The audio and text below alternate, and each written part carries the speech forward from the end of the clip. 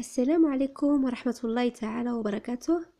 حبيبتي، اليوم جبت لكم واحد فيديو جديد ديال الخميرة البلدية بواحد الخبز او خبيزات بالشعير والخرطال، وهذا طلب من واحد الاخت معنا في القناة، وكنتمنى ان شاء الله تشوفوا الفيديو ديالي نتوما بخير وعلى خير. وضروري غادي نوريكم هاد الخبيزات كيف هما من الداخل. هو في الحقيقة كيجي رطب ولكن ماشي مفشفش كما تعودنا عليه، والمذاق ديالو رائع رائع جدا. واللي اول مره كيشوف الفيديو ديالي وعجبته يضغط على زر الاشتراك وبتفعيل الجرس حتى يتصل بجديد من الوصفات. دابا غادي ندوزو المكونات وطريقه التحضير. في المكونات غادي نحتاجو الخرطال، دقيق الخرطال ودقيق الشعير والنخاله. غادي نبداو على بركه الله. واحد 200 غرام ديال دقيق الشعير و250 غرام دقيق الخرطال. كتشوفوا كيفنا هو. وهذه النخاله ديال الخرطال، واخا تكون ديال الزرع ماشي مشكل. والملح غادي نحتاجو الملح على حسب الذوق، القليل من زيت الزيتون، والماء طبيعي خصو يكون اقل من دافئ. وهذه هي الخميره البلديه، والقليل من العسل وماشي ضروري اللي فيه مرض السكري.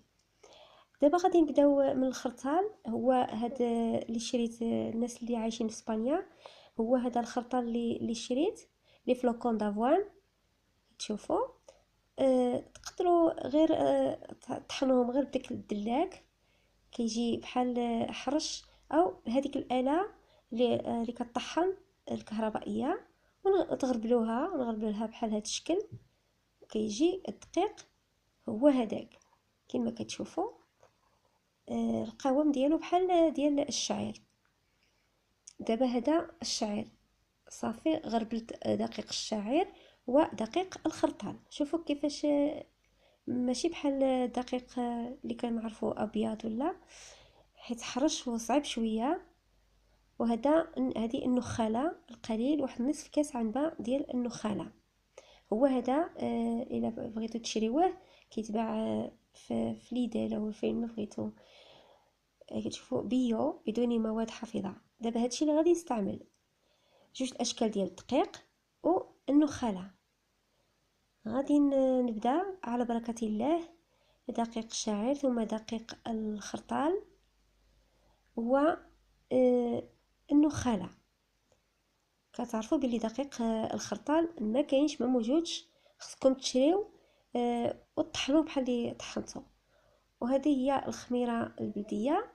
غادي نضيف ليه واحد 300 غرام ديال الخميره البلديه، ونخليكم جميع المعلومات في صندوق الوصف كما العاده. نضيف القليل من الملح وملعقه صغيره من العسل باش كيحيد له شويه ديال الحموضه، وكيرطب وكيعطي اللون جميل للخبز. والماء شيئا فشيئا نخلط الكل هكذا. ولا يحتاج الى العجان الكهربائي ولا دلك ولا عجين، فقط نخلطه بالماء بهذه الطريقة حتى نحصل على واحد العجينة غير متماسكة وإنما رخوة ولصقة شيئا ما، هكذا بهذه الطريقة. ودائما يدينا نفزقوها بالماء، نرطبوا يدينا في الماء باش ما تلصقناش. هاد العجينه كتلصق بزاف. صافي دابا حصلنا على العجينه اللي بغينا. شوفوا مزيان القوام ديالها، يعني كتلصق في اليدين باش يجيو لنا الخبزات مزيانين. حيت هاد دقيق الخرطال ودقيق الشعير كيشرب من بعد ملي نخليوه يرتاح حتى يطلع لنا في الحجم. غادي تشوفوا باللي كيشرب الماء بواحد الطريقه، يبقى هاد العجينه ناشفه. وزيت الزيتون باش ما تلصقناش في داك الاناء الزجاجي فقط. تقدروا تستغنيو على زيت الزيتون، ونخليوه نتركوا العجينه ترتاح حتى 4 ساعات على حراره المطبخ 23 درجه الحراره. ونغلفوها بديك الفيلم الغذائي باش كتشد النفس باش كتطلع مزيان. ونغطيوها بواحد المنديل هكذا صافي حتى يخمر لينا هاد العجينه غير في المطبخ بدون الثلاجه. دابا هي خمرت لينا وصافي. دابا غادي نبداو نحيدو لها النفس من هاد العجينه. بهذه الطريقه نغبروا شويه ديال الدقيق اللي بغيتو، وهكذا بهذه الطريقه نحبلوها بهذا الشكل ونقطعوها الى 6 اطراف ونشكلوا منهم ان شاء الله 6 ديال الخبيزات، او تقدروا ديروا الخبيزات كبارين كما اشقت لكم صافي. كل وحده كل واحد الطرف 250 غرام كل وحده. هكذا كنشكلوا خبيزات وما نضغطوش عليهم بزاف. نستمر بهذا الشكل، وكل واحد الخبيزه من هذه 250 غرام.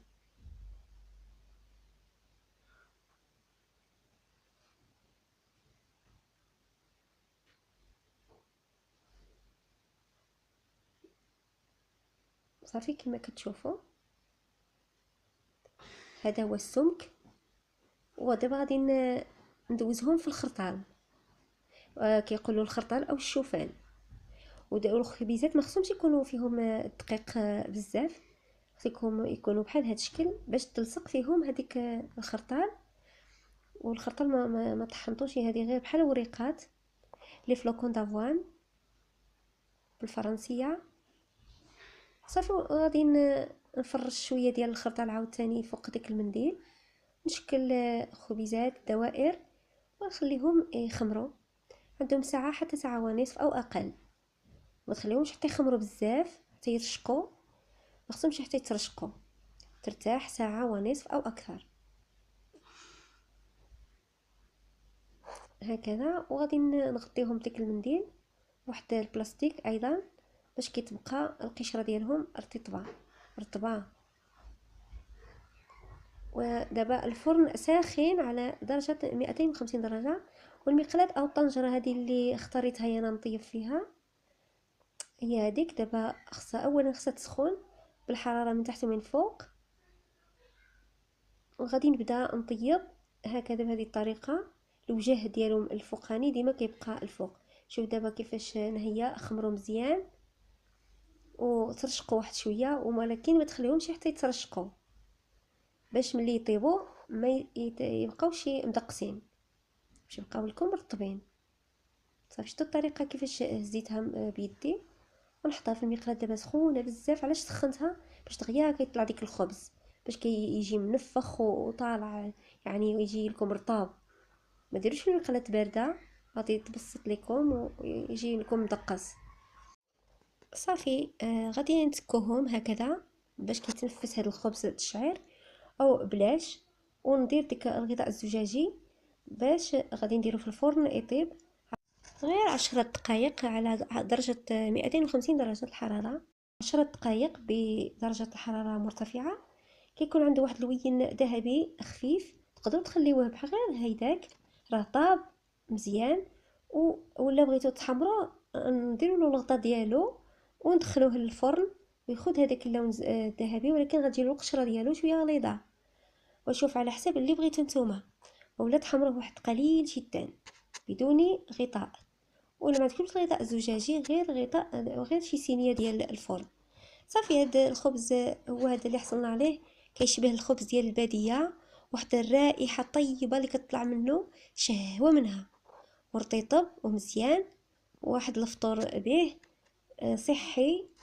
وإلا بغيتو تحتفظوا به يبقاكم مزيان وطري بحال اليوم الاول، ديروه في واحد المنديل بحال هذا بواحد الخنشه ديال البلاستيك واحتفظوا به غير في المطبخ، او اذا بغيتو ديروه في الثلاجه عاديه وماشي في المجمد.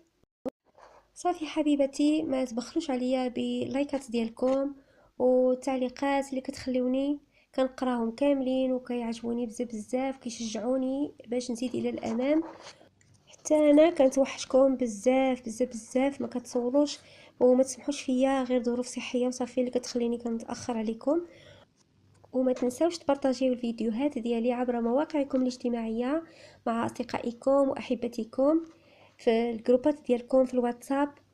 وان شاء الله كنتمنى الاستفاده، تستافدوا بزاف من هاد الخبز ديال الشعير والخرطال او الشوفان بالخميره البلديه. وكنتمنى لكم صحه جيده ان شاء الله. الله يحفظكم وله لا يخطيكم عليا، ونخليكم على الفيديو ديالي ان شاء الله. وكنتمنى الى اللي عجبكم، وخليتكم في امان الله وحتى الفيديو المقبل ان شاء الله، والى اللقاء.